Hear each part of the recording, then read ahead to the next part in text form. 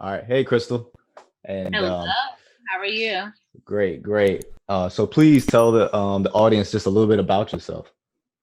Well, I am Crystal Goliday. I am a city girl, but I feel like I have the heart of a Southern belle because I am so caring and I give. And I think I got that from my mom because she was always involved in everything that I was a part of.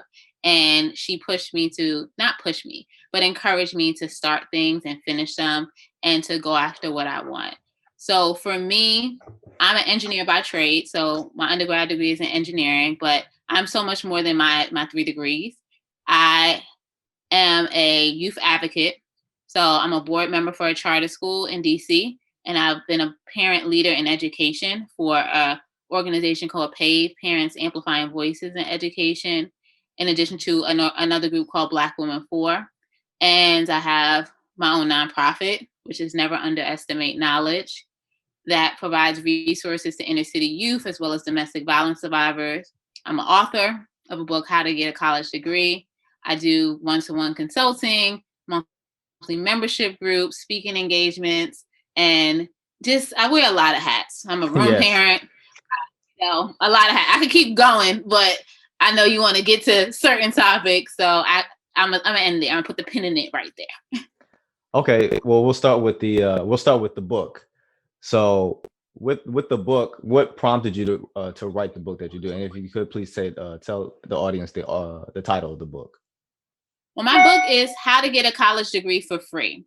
And with my book, it documents my journey, how I got not one, not two, but all three of my college degrees for free, both at an undergraduate level as well as a graduate level through various funding sources. But it doesn't stop there with my journey. I also provide resources and tips for people to start that research and that fund search on their own. And another thing, like the five top majors of last year, I started people off with the funding for that. So it's things like nursing and the other four top majors. I started them with funding resources. So with people continually asking me questions, it was like, okay, this is a great book idea. And I honestly thought about doing some type of thing surrounding motherhood. But once I talked with my accountability partners and my coach in the author and self-publishing industry, they were like, no, 3 degrees for free? Like, no, you're going with that. Like, I will buy that book. And the response rate has been amazing. My book is now in English and Spanish. More things to come with my book. And, I extended from that with a webinar that I did, one-to-one consulting services, and my monthly membership group that I have. So I just want to spread that knowledge that I have because God has blessed me, and that's who I believe in, the higher power, whoever you believe in, has blessed me with a lot of different experiences and a lot of different resources. And I want to share that because other people, so many people, sowed seeds into me from even before I was born, like ancestors to like Mhm. even now. Like with you all asking me to be on your podcast, that's a blessing for me too. So hopefully I want to continue to be a blessing for others. So that's a little bit about my book. So I have a question. So with getting the funding, does it require the person trying to get the funding to have a high tempo, um, being high tempo and getting a degree, or can they space it out? Do I have to get my degree in 3, 4 years, or can I space it out 5, 6, 7, 8 years for working on my degree? It really depends on the funding type and their requirements. So some places may want you to get your degree within a certain period of time. Some funding may be for a certain amount one time. Like with my nonprofit, we give scholarships out for one time right now. Hmm. Maybe we'll get to a point where we'll do it like, okay, you have this funding. If you want to come back, then you can do it. Just like some places that did it for me. Right now, just with us starting in 2019, and this is 2020, it's not that case, but it just really depends because there's funding out there. Even with the scholarship that I'm doing now, I'm like, people apply. Like, even if you don't meet all the criteria, apply, because with nonprofits and foundations, the money that comes in has to go out for a purpose and for that reason. So that $5,000 that I'm giving away on November 14th is going out the door to somebody. And it just depends on if it's you or the next person. So I tell people, and that's one of my things, is like apply even if you don't meet all the criteria, because you never know. Are people able to, where are people able to find these type of fundings? Are there websites, or can somebody see this on the website of the school that sponsors these websites? I mean, will sponsor these this funding and scholarships? Well, I wouldn't say it's always on the schools. So right now, everything is at your fingertips. You can do a quick Google search and see different scholarships or different grants or different funding sources, because there's more than just scholarships and grants and loans. There's so many things on that. And I did a series on my Saturday Noon Live on Instagram and Facebook where you can see that, and on my YouTube channel. So it's you doing the research for specific things and finding them. There are different apps out there that you can utilize, and there's different websites and books out there as well. Like in my book, I do list some scholarships, well, some resources out there where you can look to further your search. And I do talk about different things within the things that I do when it comes to both, the different speaking engagements I have, the different webinars that I have, and the things that I do. So it's out there. And I feel like now it's even more accessible than it was before. Yeah, because the biggest thing that I guess scares people to go into college, and this is the reason why I even joined the military, was the cost. If I knew that if there was a program like this and I was aware of it, 11 years ago, I may not have even joined the military. So I think this is awesome because this kind of puts away a lot of people's fear of being into college debt, and do the major that they wanted to do and pursue, versus maybe doing something that necessarily derails them from being able to accomplish their full goal, but maybe sets them back a little bit so they can build some money up. So that's pretty awesome. What personal journey did you have to bring you to be able to even want to write that book? So for me, it was like back when I was in undergrad, I used to mentor people. I was the pre-college initiative chair for NSBE, which is National Society of Black Engineers. And I had some of those students tell me, like, I wish I would know about this stuff. Like, why don't you just write it down so we can have it? And I always had that philanthropic spirit back to when your fiance and I were in like things like Yak. And I always wanted to give back and do different things. And it just grew over time. And the book came from just multiple people asking me. Even one of my best friends told me, like, you should write a book. But she went from a financial aspect because I had my first property, by 25. I had the retirement. I have the different accounts diversifying. I had the corporate gig and worked my way up the corporate ladder, still working per se. But, I'm making it happen. Not totally where I want to be, of course, because nothing's perfect, but I have a journey that I feel like I'm learning from other people. So I want to make sure that other people can learn from me and not make some of the, some mistakes. You can learn from other people and get to your path quicker and learn from things that say, I don't want to do what this person did because it yielded them this results or whatever the case may be. So for me, it's about helping others and helping with my legacy too, because I want that dash between my dates, because we all have a birth date and a death date. It's inevitable, even though I, knock on wood, I plan to live beyond 100. And I want that dash to mean something. I want, when people are celebrating my life, just like I celebrated my mom's life last year when she passed away, I want them to have a positive energy, feel, and words that they're saying about me, because I did a job well done here on earth. And I've touched other people's lives and I've helped them along their journey. So that's one of the reasons, well, several of the reasons why I wrote my book. And who's to say there's maybe more to come out of me. I noticed there's a passion behind you that is very genuine. And I noticed that in order for you to do the things that you're doing in the community and helping others, like that's got to be something that you really truly love. And I know, like from talking, to Amira, about your background, where you're from, it's not statistically for a lot of us, we don't come out, to where you're at with this much drive, this much motivation, impacting people the way you're doing. And so I asked, who do you have in your circle that keeps you going like this every day and keeps you so positive? For me, I dive into personal development every day, and the topic just really depends on what stage I am in my life. So I do that for myself. I take care of myself with by working out and trying to eat healthy. Like we just had s'mores in the backyard, so I don't know if that's on the healthy side. But for people that I align with, I have accountability partners.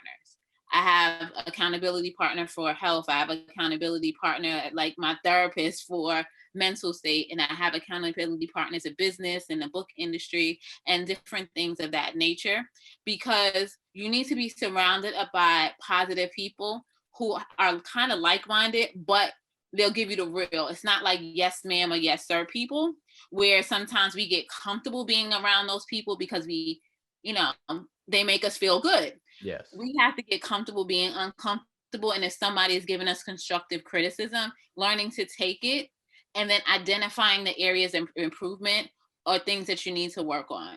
So for me, I'm in a lot of different groups. I do invest in training for myself as well as mastermind groups and coaching.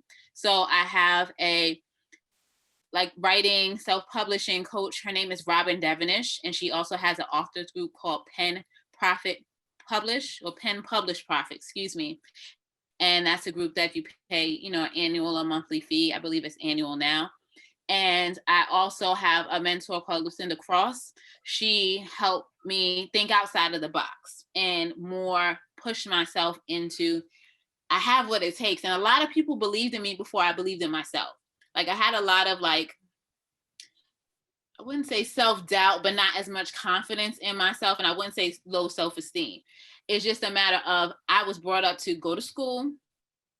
Once you finish high school, go to college, get a job, work for that job, retire, then you enjoy life. Yep. I realized that's not the way to go.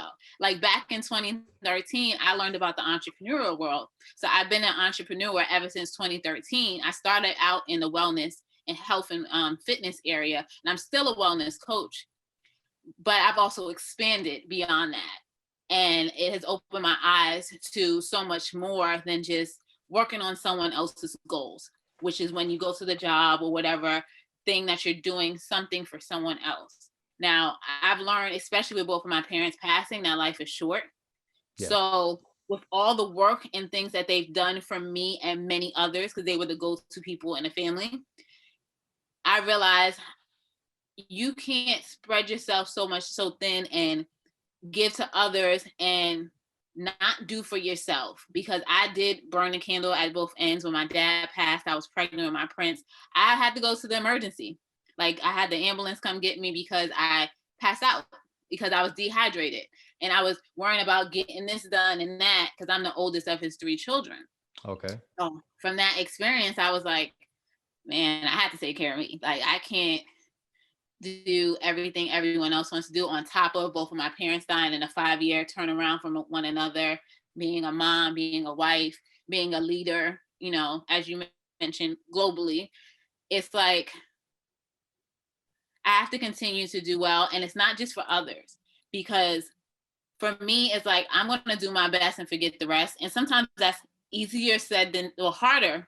It's, you know, it's easier said than done because it's harder because we have the social media, and then we have like even looking at people like, ooh, that's nice that they have the swimming pool in the backyard or whatever the case may be, or they have their book out and something like that. But people give you the highlight reel on what you see. You don't know what they went through behind the scenes, how many late nights, or what they're doing to get the funds to get those things. So it's about focusing on your journey. I think about it as a challenge of me versus me. Crystal, what you got going on next? I don't know, but I'm going to up you on the next one. And every day trying to be the better person than I was yesterday. Because that's all I could be is me. Everybody else is taken. And that type of attitude is infectious, by the way. And I like what you spoke on about personal development, because in one of your videos on your Facebook, you talked about attacking your weaknesses. Can you speak on that? Because I think a lot of people need to hear that. Obviously, we like to focus on our strength because it makes us feel good. Hey, I'm good at this. But it's hard to focus on your weakness. And you talk about your weakness being your strength. Right. So when it comes to your weaknesses, like those particular areas are something that you can hone in on. Like you could become an expert at anything. So when it comes to strength and weaknesses, I try not to look at it like that. I try to look at it like these are things I'm good at and these are areas for improvement, because you can do anything you put your mind to. And if it's identified as a weakness for you, it may be something that you want to improve in. So just dive into it. Just make it happen. Get mentors in that field. Understand where they got to where they got to and what they did, and identify what you want to keep, leave on the table, or massage, and in regards to making it best for your path. So they're just areas for opportunity for you, for real. And then what I also noticed, what you spoke on about, you talked about when you were dealing everything with your father and you were pregnant, and how you had to take a step back. I know some people think, well, if I take a step back, and it is in order for you to take care of yourself, that's less progress I'm making on, whatever I'm trying to work on. But what I notice is, like, I would try to work for 20 hours and work and then only get about 4 hours of sleep. But then the hours that I'm up, I'm become less effective because I am tired. And so maybe the 8 hours of good, healthy, I got good sleep, 8 hours of work I put in was probably more productive than the 16. And I think you hit that right on the head when it came to that, because self-preservation, I think, is key in its longevity. So how do you keep up with the work-life balance? Because you are a woman of many hats. So there is no work-life balance. It is a perfect imbalance that I feel like people have in life. And if they want to achieve it, it's a matter of identifying your priorities and seeing what stage you're in your life and what's important to you. So for me, it's never 50% work, 50%, balance or life, because different things are important at different times. And also when you talk about the whole sleep stuff or the time wise, I believe in a saying of power pockets, where it's set amount of time that you focus on different things. People call it power hours, but I feel like an hour sometimes is too long to do some things. So a power pocket for me could be 5 minutes focused on something, or get through this song and clean this area of the room or something like that. Because we all have the same 24 hours of the day. It's what you do with them.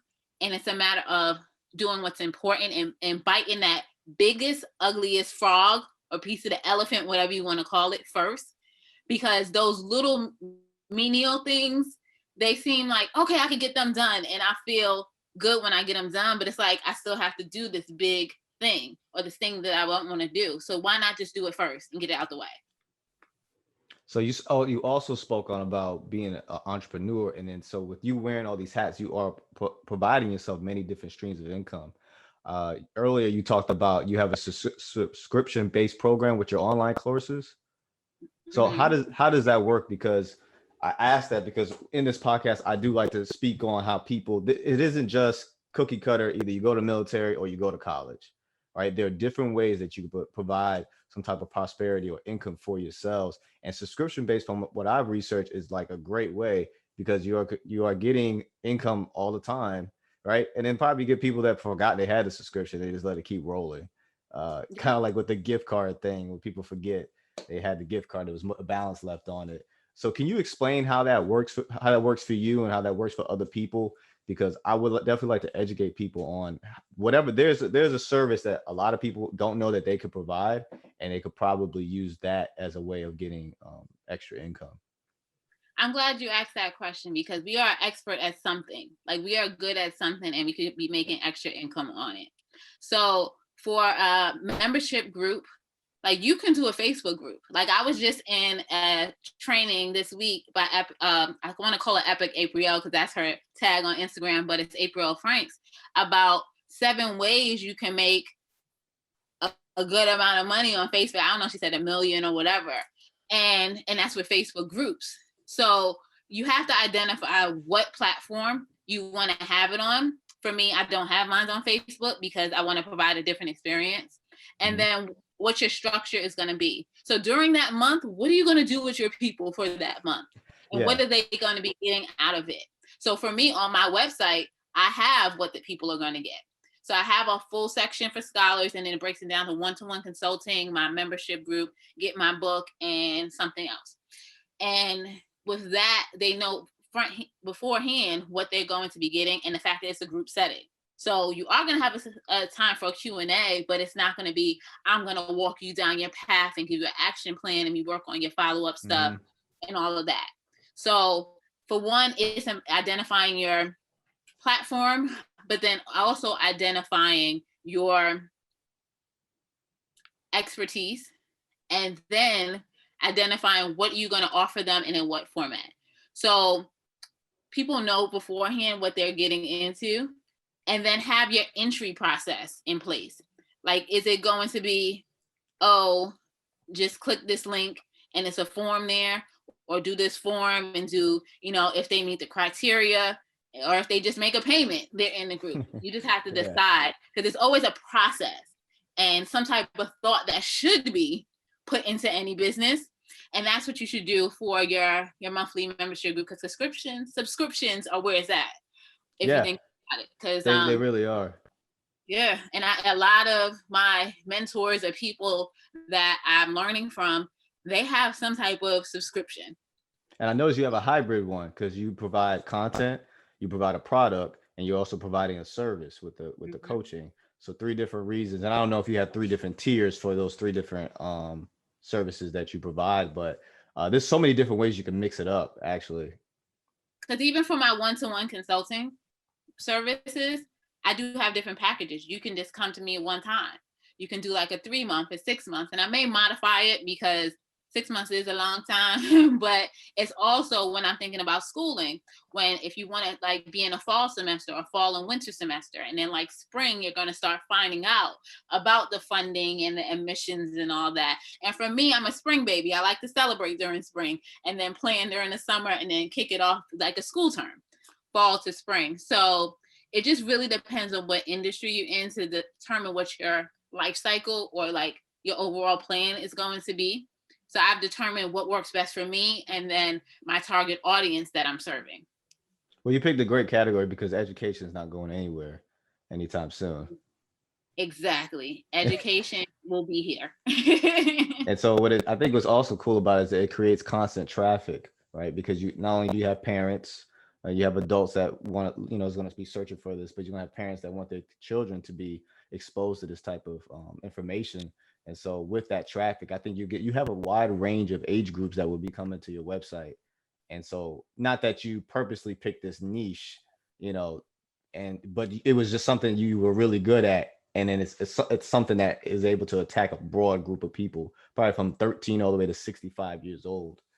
And actually it can go even younger, because my prince, he's in kindergarten. There's stuff that is out there for them. And even awesome. younger. Like he's already set for college in regards to funds being set aside for him.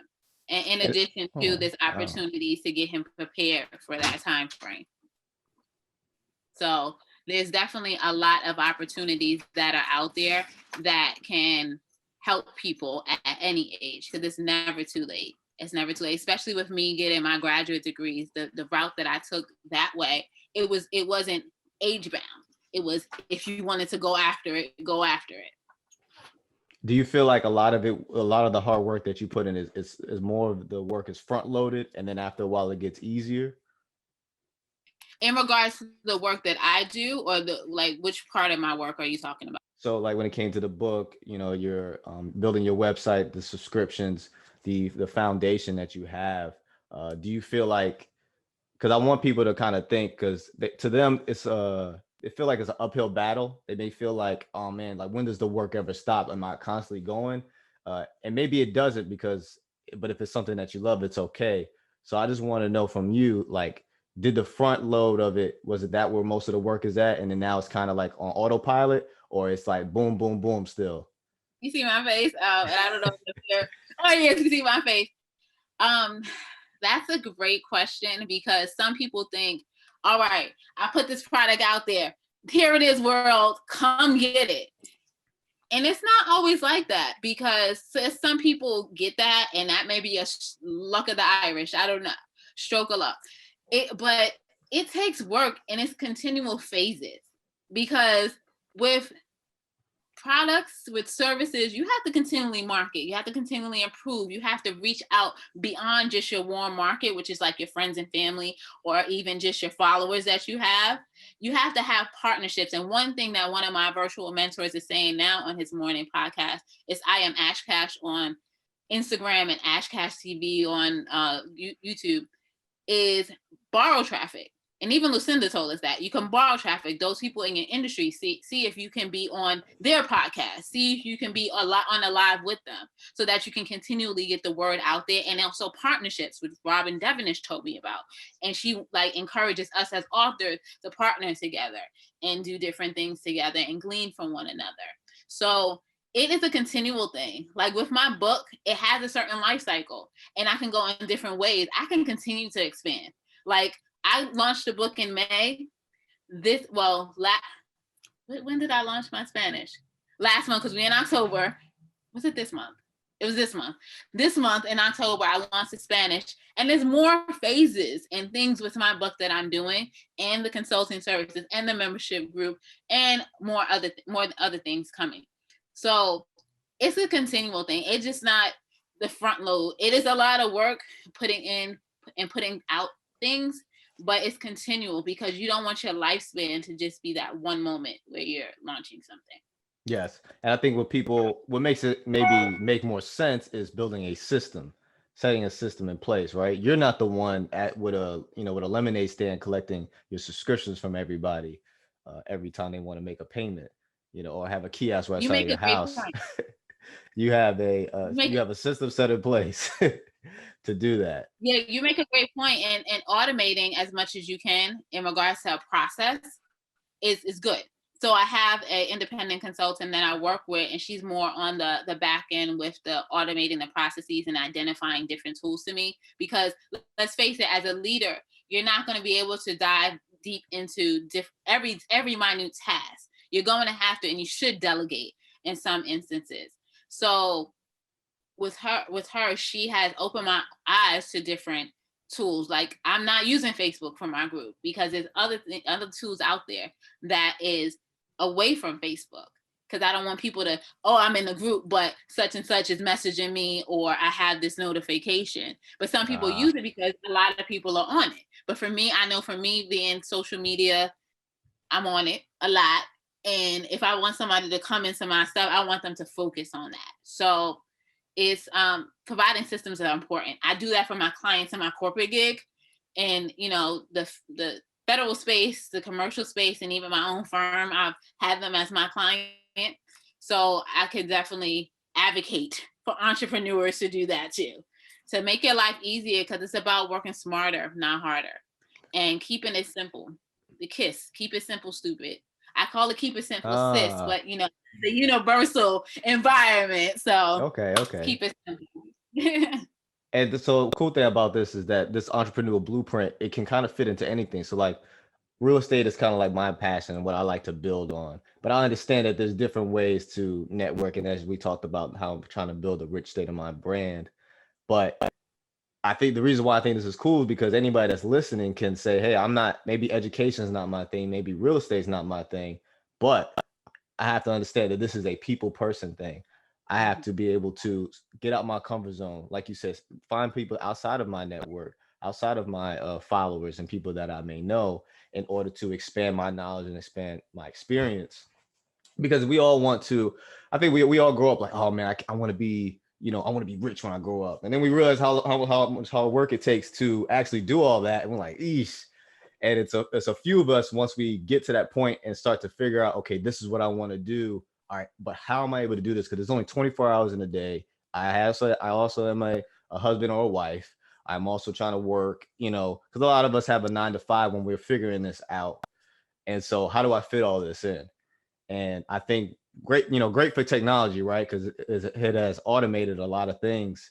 But that I think is the beauty in this, and maybe give some people some type of encouragement into starting it, because it can be daunting. A lot of people, I think, put the whole wall in front of them versus thinking about laying one brick. And that's actually something I got from a video I watched about Will Smith, where he talked about people getting intimidated by the brick wall like you got right behind you. but instead of focusing on the one brick and the one brick that I laid down, I'll make sure that's the best brick that's ever been laid. And then I'll focus on each brick after that. And then before you know it, I have a wall. Exactly. And you don't know how many people help the other person to build their wall or whatever things that you have to focus on your journey. So yes, I definitely agree with that. And, just if you want something, go after it. And I want to say something. I know a lot of people are like, I hustle hard. I'm team no sleep.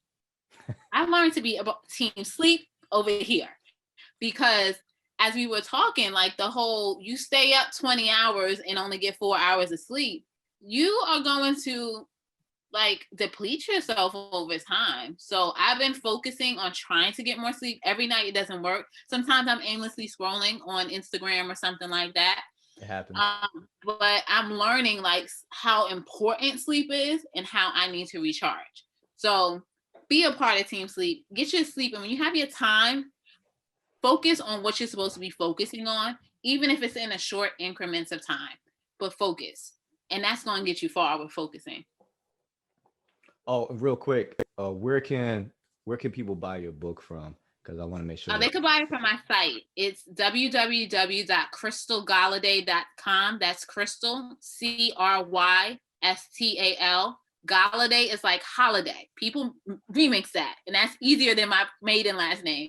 It's Goliday.com. So that's www.crystalgoliday.com. Awesome. And so and it's available in English and Spanish. Well, I got a question. What made you do that? What made you switch to Spanish as well? Well, I did a poll because I realized for me, I'm a world traveler, and I'm sure you and your fiance are as well, knowing what I know about you. And I know there's more cultures and there's more languages out there. And my prince is in a language immersion school. And with growing up in New York, in the Bronx, and also my brother and sister are half Puerto Rican, I knew that Spanish is a good language to have because there's other people that have that as a native language, even some parents that just speak Spanish that need this information. So for me, I don't want my knowledge and the gifts that I have to give to the world to be bound by the native language that I have, but I also speak other languages too. Like I learned, like when you go to other countries, you should speak their language. You should at least know the common saying. So when I was in Korea, I was like, "Annyeonghaseyo, konsomidad," all of that stuff. And they were a little blown away by this African-American female that was over in Korea first. And then like, "Oh, you know our language." Like, yeah, like. I can imagine. So that's why I did that. And I did a poll and there's other languages that was mentioned. So who knows? Maybe a big announcement coming soon. Yeah. But I want to appreciate others that are here in the world. And I noticed that you also host Mom Talk. What's that about? So with being a mom and with being a parent, just having new responsibilities and being responsible for our life, being a caregiver, it's totally different than just caring about yourself. So with Mom Talk, it's a platform. It's a talk show that I have once a month, usually every fourth Wednesday at 9 p.m., where I pick topics and pick guest experts, usually guest moms, to talk about a topic that we may talk about in our little silos or think that we're going through it by ourselves, and have that expert come in. And then also, by the way, if they're an entrepreneur, there's usually a free prize for a lucky participant. So the next Mom Talk I'm having is the last Wednesday of this month, the fourth Wednesday of the month. And it's going to be the COO of Goddess Skincare. And she's going to be giving away some of our products, but it's also about raising an African-American male in this world that we live in. Because we know that I was having a child, and then when he popped out and it was a boy, I was like, I'm a little scared, but I'm blessed to have this opportunity. I don't have to do a little girl's hair. So it was, just different topics like that. I've had topics about homeschooling before we even knew we had to homeschool. I had a sex expert on there. I had so many different topics, and I have some of my flyers on my site, and I'm thinking about changing it into a blog so that you can get, a little bit more interaction.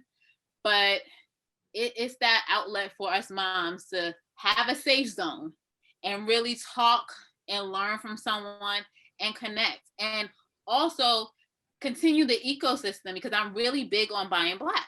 I'm really big on promoting our entrepreneurs within our community, because I looking at other cultures, they do that. They keep their dollar within themselves. And Yeah, I want exactly.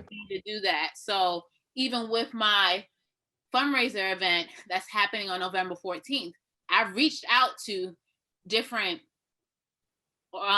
entrepreneurs to see if they wanted to be a sponsor. It could be through their products, it could be through donating and getting their name out there, and then going on a live with me. Just different things so I can continue getting the word out there. And I'm always sharing somebody in my stories, or even going live with people. I usually have vibing with friends, on Instagram. So I'm just really big on helping people. And this is activity. Sometimes you do it at Icebreaker, where it's like, use the first letter of your name and use an adjective that describes you. So for me, it's always been Caring Crystal, because I want all of us to win, and we can win. And I just don't like the crabs in a barrel mentality, where it's like, I can only get to the top by myself, and then I'm gonna see what I could do for you. So you touched on about always buying Black, and I've always noticed to be a controversial conversation where for some reason we have to like convince other Black people to buy from other Black entrepreneurs. Why do you think that seems to be an issue? Is it because we charge full price? I think it could be several things. It could be the fact of the whole societal, how we came over here, the whole slavery mentality, where it's like, this is the way, this is mainstream. What you're trying to do is a little different. Or, oh, you're going about this price range that I think I can go cheaper with somebody else. And it could be that, the mentality of that. But also, let's keep it real. Like, some people don't provide the services for the money that they're charging. So it's a matter of coming correct if you do have a business or a product, and letting people know that value that you bring to the table. So for me, if check me on, check my resume on LinkedIn, check what I share on Instagram, Facebook. I'm not that active on Twitter, have a lot of good stuff on YouTube, but I'm constantly giving. It's not just fluff. I live what I am talking about, and I share my life. Like, I'm doing a behind the scenes of my whole day today for a special project that I have, which will be releasing in November.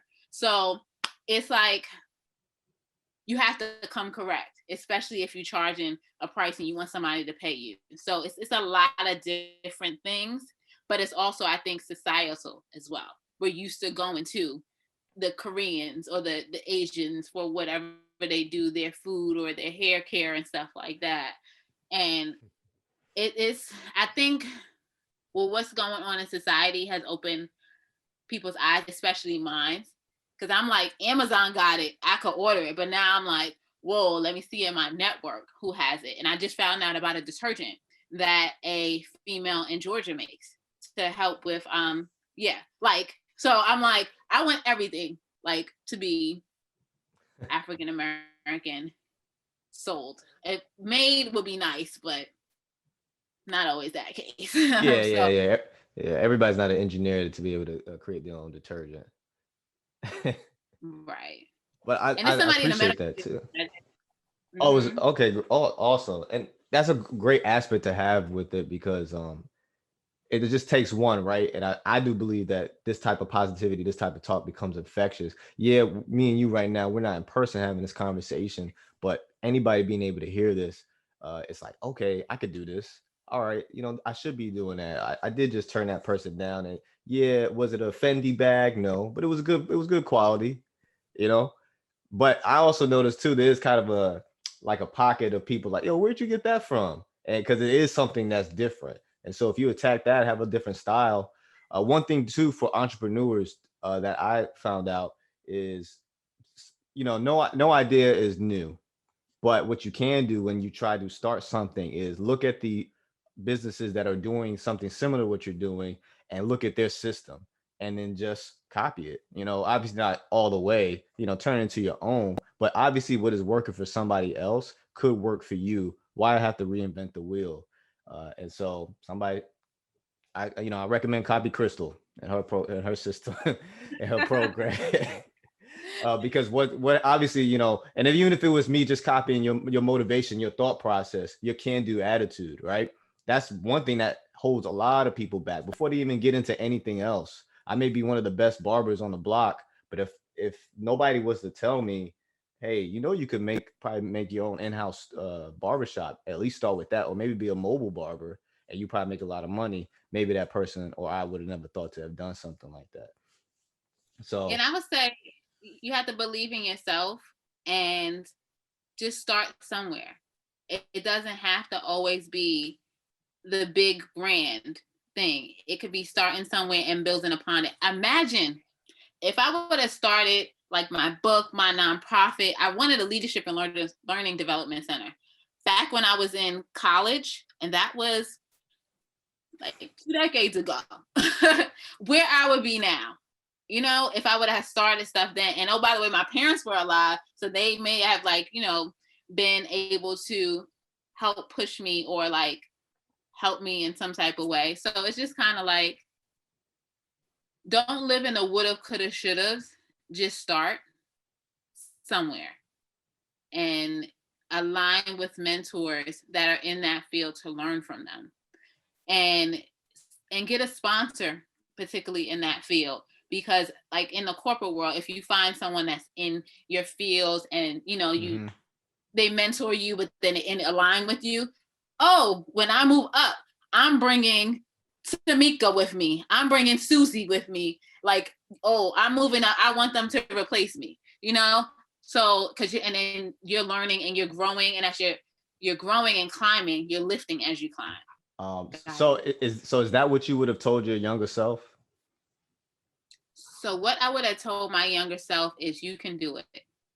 Don't sit back and wait for anyone for approval. Just do it. You'll figure out the resources and they'll come to you. And do your research. Don't be afraid to ask, because the worst somebody could say is no. And usually that's no, not right now. It's not a no indefinite. And if they say no and don't come back to you, they'll be on your mind. You'll be on their mind. And they may think of you down the line like, oh, I wasn't able to help someone else out, but let me bring this person to you because you have the resource. So just put your name out there, go after what you want, because that passion that you have people will feel it.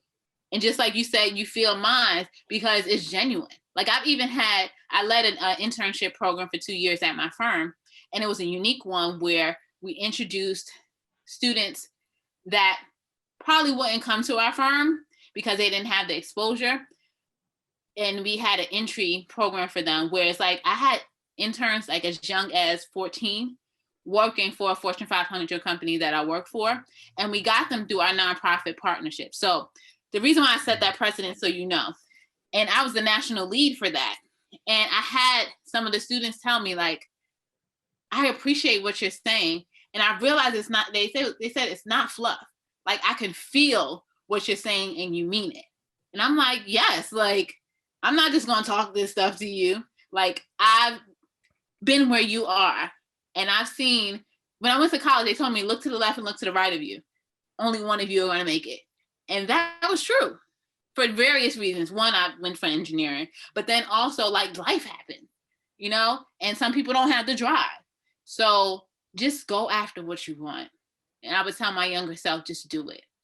Stop comparing yourself and jump off the cliff and build your wings as you're flying, as you're going down, because you will soar. You will soar.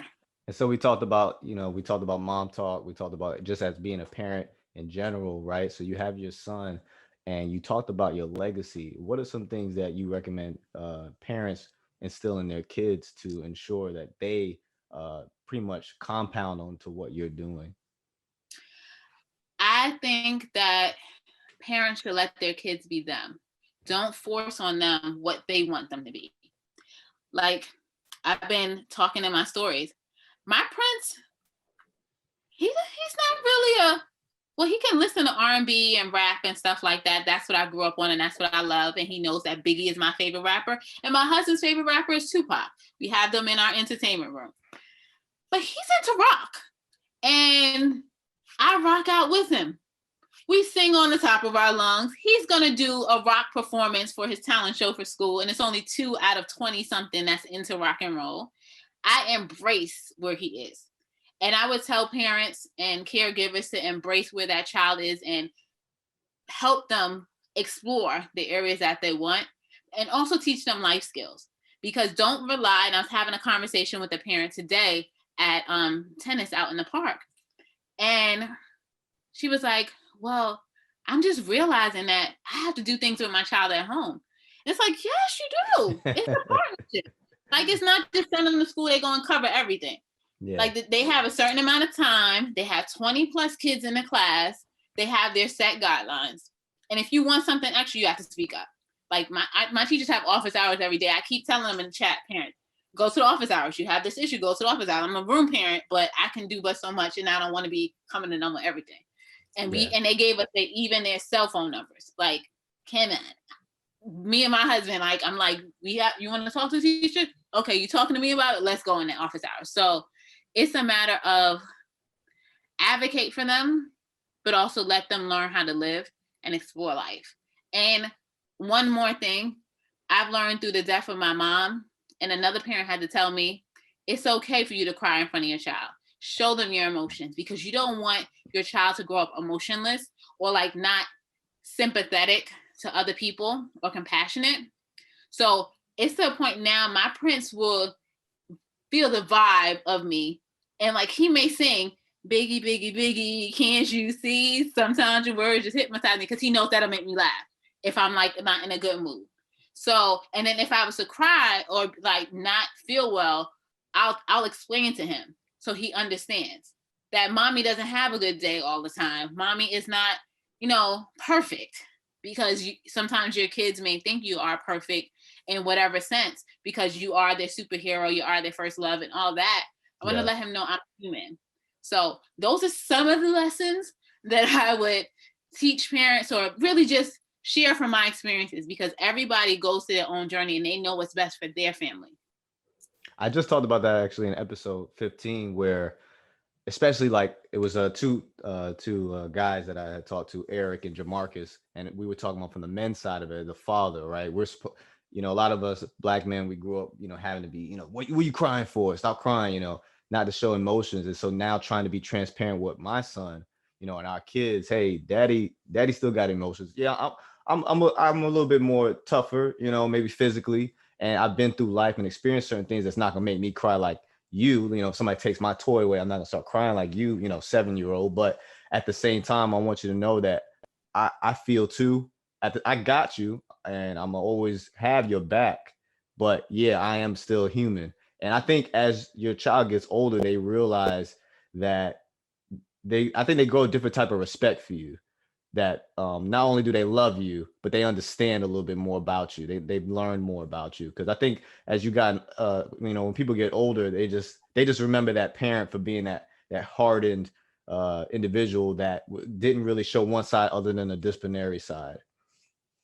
And I feel like I learned to appreciate my mom more really in my 30s, because it's like going through the phase of she's more my parent, and then I want to break free to, oh, okay, I'm learning this person did this because of this reason, and I just love her. Like, and not that I ever didn't love her. It's like I appreciated her more, and we were able to celebrate life in different ways, because like I went into motherhood, and she was able to, be there with me in my journey and the beginning years of my prince's life. So it's like, yeah, it's a beautiful thing, but you have to open up.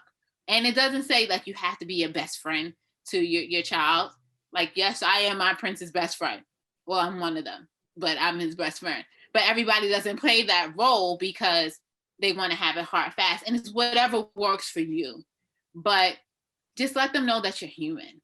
And don't have that do as I say, not as I do mentality, because they see through that BS. Yeah, Like, definitely. Yeah, I definitely agree with that one.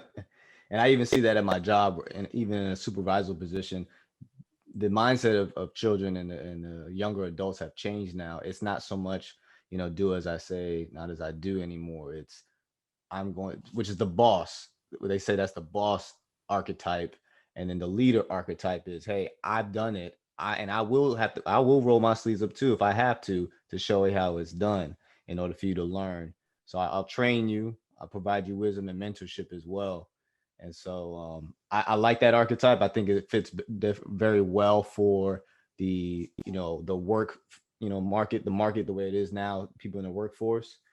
And we'll see as it evolves. And that's the thing about leadership, right? Having to adapt. That's the thing about entrepreneurship, adapting with the times and what people need at that time, and having your ear to the ground on what's going on. And you may be successful right now, but do not lose your edge, because you have competitors. Yeah, you won let's say you won Entrepreneur of the Year this year, but there's always the next year that somebody that's just as hungry as you were, that could climb up.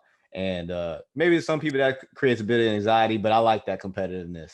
I have a friend mhm. that I don't think he knows. We say it without saying it, but there's a competition because we and him are doing something similar, and it's each time we're talking about, oh, this is the thing I'm doing, this is the other thing I'm doing. It's like healthy competition, and I think it's pretty good. Obviously, as long as it doesn't get toxic, if we're sabotaging each other. But with all this that you talked about, obviously you're very passionate about this, and you're so genuine. What do you consider your rich state of mind? Well, thank you for those compliments. My rich state of mind is to go with your heart, identify your passion, and make that something that you can share with the world, because you don't want to live a life of just doing for others. And I'm not saying not do for others, definitely do for others, but you want to be fulfilled and have a purposeful life that is profitable because you have bills. But just live life and don't be in competition with anyone else. Just try to be a better you than you were yesterday, and continually grow. Like, I love to be a lifelong learner, learning from somebody, anybody, anything. And that could even be somebody younger than you. So have an open mind, be coachable, Mhm. and don't just take in knowledge, actually put it to work and do things. So those are some of the things. I don't want people to sit on stuff. Act and do, and get things out there, because moments, and as I was telling you offline, moments can pass. Like, that idea you have, someone else could come to the market with it.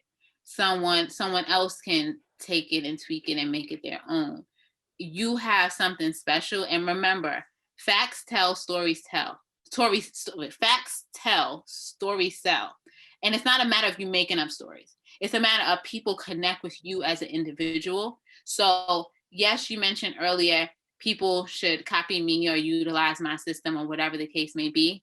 But don't try to be me, because Mhm. Crystal Goliday is taken, the fun finder for education. Be yourself. Because if Yeah. you're trying to be somebody else, people are going to see through that. And they're going to be like, yo, I remember Anthony from the block. Like, that ain't true. Or like, he doesn't do that. Even if you have gone in that area. But if you're trying to be like a Carlton Banks, and we know that's not you, and you come off air and that's not you, like, See this, right like, through it. this, yeah, they see right through it, and there's that market that's out there for you. People are gonna relate to my flaws and all, because I'm perfectly imperfect. And earlier I was talking about me being a domestic violence survivor. Like, it's so many different facets to you, and people can relate to you. And don't feel like if you have a product or service, that's the only thing you talk about. Like, let people get to know you. You don't have to do every minute detail. Like, everything you see from me is probably later gram, because I'm not posting, where I'm at and what I'm doing at that particular time. But share some of your life so that people can connect with you. So that's And that's that's probably a yeah, little that bit is more than awesome you information. wanted. No, no, no. That was great that you added that, because people will get caught up in the hey, I'm just pushing this product, this ShamWow, use this product. I think now people want a relationship, a connection to the person that they're getting this with, because for one, I think that builds consistent people, right? Always coming to get more content, more information. And I think also too, it's not just transactional. Yeah, I think you're helping more on just a service-based level. I think you're helping people on a day-to-day level, maybe with their marriage, maybe with their family, their day-to-day issues that they may have, directly or indirectly. So I think you spoke on it very well, and I think you hit a lot of points that people needed to hear on a processing aspect. Hey, this is how I do my processing, and a psychological aspect. This is how I got past any maybe weaknesses I may have had, or strengthening my strengths so that I could define my processing. So I appreciate you speaking on that, Crystal. And whew, this is good stuff. I can't wait to play this episode back, actually. Thank you. I appreciate the opportunity. And, I'm here for you and your family, as well as others and your followers. They can reach me at my website, crystalgoliday.com, and all my social media links are on there. I do want to mention two things. I'm not sure if we were about to wrap up, but I alluded to it earlier in regards to my scholarship opportunity. I'm providing 5 $1,000 scholarships in honor of my mom to continue her legacy, but then to also sow seeds into the community. So I want people to email scholarships at neverunderestimateknowledge.org and provide the information of their transcript, their proof of residency, and that could be on your transcript, and then a video, no more than like 1 to 2 minutes, of how what you learn in college is going to provide and expand the arts within your community. It could be the community you live in, the community that you are living in currently. And the reason why I'm doing this is because my mom loved the arts. And it doesn't mean that has to be your field that you're studying. Because yes, I went to school for engineering, but with that engineering degree, and also with that experience, I learned from the social aspect that's there. I learned from the business aspect that's there. I've learned from so many different things that I can bring the arts to my community in different ways. As me being a parent advocate, I'm doing that, with different programs and specials that we have. So I don't want people to be closed-minded and think that, one, you have to be a graduating senior or, in just going to undergrad. It is for, I'm expanding it to high school students or those, in undergrad or graduate, because I want people to get this, as Cardi B would say, get this money. And I did have set cities, because my arm for my nonprofit, Never Underestimate Knowledge, is provide resources for inner city youth. And the locations that I mentioned that you will see on my social media was locations that mean a lot to my family. And if I suspend the camera over to the other side, it is New York, which I'm from. My mom's from Harlem. I'm from the Bronx. Then Philly, where I went to undergrad. St. Louis, where my husband's from.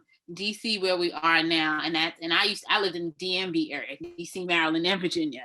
So that's what you'll see listed. But if you don't live in those areas, and if you don't meet all the criteria, my advice is to still apply, because you never know. And as I mentioned, and it may have been in our prior conversation or even in this conversation, because we talked about a lot, money is there and it has to go out. So the deadline for that is October 30th. And the people who get the awards, the finalists, will come on to my event November 14th. So those who are finalists, you will want your people there, because those people that are in attendance are going to be voting for who gets the scholarships. And it's going to be a lot of other things: DJ, photo booth. It's going to be giveaways. And it's all whoever attends, they just name their donation price, because it's going to be sowing seeds into other people. So all of that is on my page, as in my social media pages. I know I have the event on my webpage. And if you have any questions, on the bottom of each page is a way to contact me. So don't hesitate to reach out and ask a question, because no question is a dumb question. And I'll definitely be adding your links and all your information in the description of the episode as well. so people Thank can you. always be reaching out, and I'll make sure in detail, so people have just a quick, snapshot of what you provide, because you provide a lot, and so which is They can go to awesome my though, right? site. Yeah, They which can is go to awesome. my site. So, uh, and so yeah, this pretty much wraps it up.